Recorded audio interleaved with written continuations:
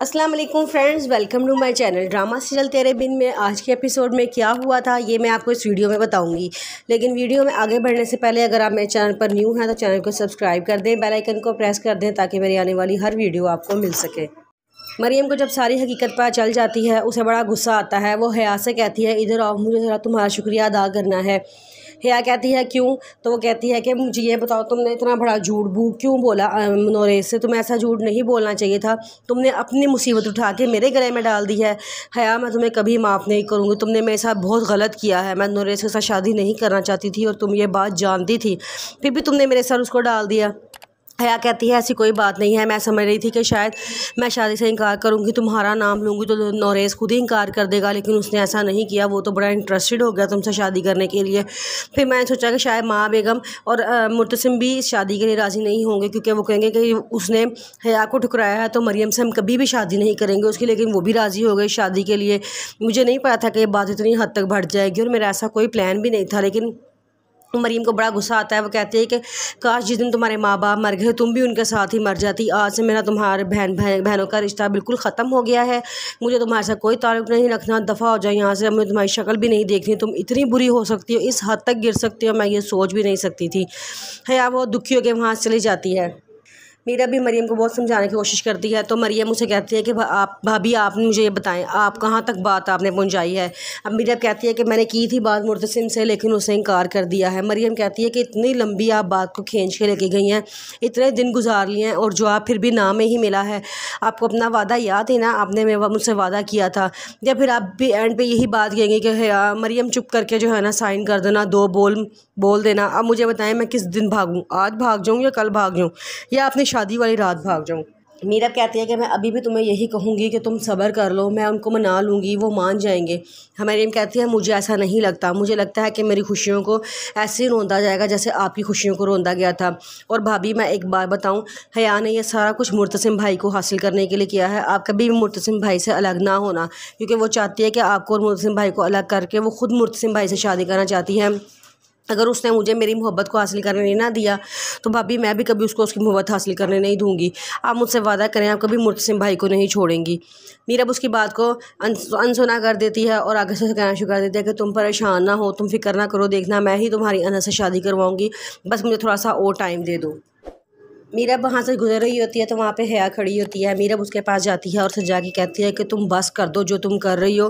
तुम क्यों इतना गलत सबके साथ कर रही हो? ऐसे आहिस्ता आहिस्ता करके तुम अपने सारे प्यारे दूर कर दोगी। आज देखो मरियम ने तुम्हें बहन भाने से इनकार कर दिया है। हया कहती है, सब कुछ तुम्हारी वजह से हो रहा है, तुमने ही सब कुछ किया है। तुमने पहले मुर्तसिम को मुझसे छीना और आज वो बहन जो मुझे जान से भी ज़्यादा प्यारी थी, तुम्हारी वजह से आज उसने मुझे बहन माने से इनकार कर दिया है और उसने मुझे मरा हुआ देखने की ख्वाहिश की है। ये सब कुछ है मेरी रब तुम्हारी वजह से हुआ है। तुम जब तक इस दुनिया हमारे घर में हमारे ख़ानदान में नहीं आई थी, बहुत अच्छी ज़िंदगी चल रही थी हमारी। तुम्हारे आने के बाद ये सब कुछ हो गया है। चलो अगर उसने मुझे अब बहन के ओहदे से हटा दिया है ना, तुम्हारे वो बहुत करीब हो गई है, अब तुम ही उसका ख़ानदान से बाहर रिश्ता चलाओगी। आगे से मीरा कहती है, तुम सारी बातों के बारे में क्या जानती हो? तो हया कहती है कि बस मैं जितना जानती हूँ सिर्फ इतना जानती हूँ कि मुर्तसिम कभी नहीं मानेगा। अगर तुम्हें ज़ोर है ना तो मुर्तसिम को मना कर देख लो। इस बात से पता चलेगा कि मुर्तसिम कितना तुमसे मोहब्बत करता है, कि वो तुम्हारी बात मानता है कि नहीं मानता। मीरा कहती है, तुम इतने वसूख से ये बात कर रही हो, कुछ ना कुछ वजह तो है।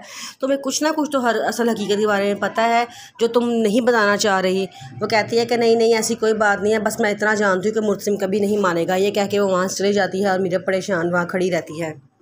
मीरा कहीं जा रही होती है तो वहाँ देर से गुजरती है, देखती है कि अम्मा भी ने मरीम को अपने पास बिठाया होता है, उसे जेवर पहना के देख रही होती हैं। वो अम्मा भी कहती हैं कि मीरा इधर आओ, बात सुनो। मीरा कहती है कि हाँ जी। वो कहती है, तुम कहाँ जा रही हो? मीरा कहती है, वैसे ही काम से जा रही थी। अम्मा भी कहती हैं कि कभी इस घर पर भी तवज्जो दे दिया करो, तुम्हारी इकलौती नंद की शादी है, तुम भी शादी में बढ़ चढ़ के हिस्सा लो। तुम तो ऐसे परवाह सी हो जैसे तुम्हें कोई परवाह ही नहीं है घर में क्या हो रहा है क्या नहीं हो रहा। तुम मेरे इकलौते बेटे की इकलौती बीवी हो और तुम जो हो घर के कामों में कोई इंटरेस्ट नहीं लेती। मीरा कहते हैं कि आपको मरियम के चेहरे पे नज़र नहीं आ रहा, अम्मा भी वो खुश नहीं है। अम्मा भी कहते हैं मेरी बेटी बहुत खुश है और तुम मुझे ज़्यादा तंग ना करो। और मेरे फिर अब जाके मरियम को प्यार करती हैं और कहती हैं कि अल्लाह ताला मेरी बेटी को बुरी नज़रों से बचाए, बुरे लोगों के शर और बुरे लोगों की हसद से बचाए। ये बात कह के वो मीरा की तरफ देखती है। मीरा दुखी होकर वहाँ से चली जाती है। मीरब कमरे में जाती हैं, वहाँ मुर्तसिम आता है। मीरब उसे कहते तुम इतनी देर कहाँ रह गए थे, मैं तुम्हें काफ़ी देर से तुम्हारा इंतज़ार कर रही थी। आगे से मुर्तसिम कहता है कि जिस बात के तुम मेरा इंतज़ार कर थी मैं वो बात तुम्हारी कभी नहीं मान सकता। तुम क्यों अमाबी को तंग कर रही हो? तुम्हें चाहिए कि तुम मरियम को मनाओ, तुम इस घर की बहू हो, इस घर की इज्जत हो, उसको मनाओ कि वो ऐसा नहीं हो सकता जैसा वो चाहती है। मीरब कहती है हो सकता है कि अनस नोरे से ज़्यादा अच्छा हो, अभी आप अनस के बारे में जानते ही क्या है जो आप इनकार कर रहे हैं। मीरब मुर्तसिम कहता है कि ये बात मेरे का ये बर्दाश्त नहीं है कि मेरी बहन किसी लड़के को पसंद करती है और तुम उसकी तरफदारी कर रहे हो। अगर वो मुझे नज़र आ गया ना वो लड़का, मैं उसे जान से मार दूंगा जिसने मेरे घर की इज़्ज़त के ऊपर नज़र रखी है। और तुम इस बात को छोड़ दो, अब ये मेरा आखिरी फ़ैसला है, इस बात के बारे में तुम मुझसे कोई बात नहीं करोगी। मैंने हमेशा मीरब तुम्हारा साथ दिया है, लेकिन इस मामले में तुम्हारा कभी साथ नहीं दूंगा।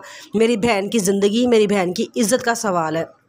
मेरा बहुत कहती है कि मुर्तसिम मेरी एक दफ़ा बात तो सुन लो, मेरी बात तो सुन लो, लेकिन मुर्तसिम कहता है नहीं, मैं इस बारे में तुम्हारी कोई बात नहीं सुनूंगा। कि क्या कि वो गुस्से से वहाँ से चला जाता है।